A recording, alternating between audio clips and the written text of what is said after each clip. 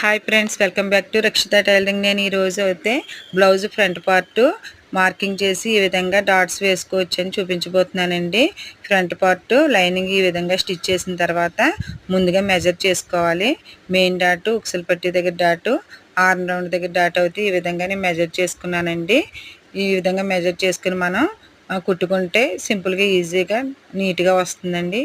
Main dot అయితే నేను 2.5 length పెట్టుకున్నానండి, 2.30 అయితే విడ్త్ పెట్టుకున్నాను. ఈ విధంగా మార్క్ చేసుకుని మనం ఇలా టక్స్ ఇచ్చుకుని ఈ మార్కింగ్ మీదే కుట్టుకుంటే బిగినర్స్కి ఈజీగా ఉంటుందండి. ముందుగా అయితే ఈ విధంగా మార్కింగ్ చేసుకుంటే ఈజీగా స్టిచ్ చేయొచ్చు. చూడండి ఫ్రెండ్స్, నేను ఈ విధంగా అయితే స్టిచ్ చేస్తున్నాను. లైనింగ్ కదలకుండా ఉండాలంటే ఆర్మ్ రౌండ్ దగ్గర ఒక స్టిచ్ అయితే వేసుకోవాలండి. ఈ విధంగా స్టిచ్ చేస్తే కదలకుండా ఉంటుంది.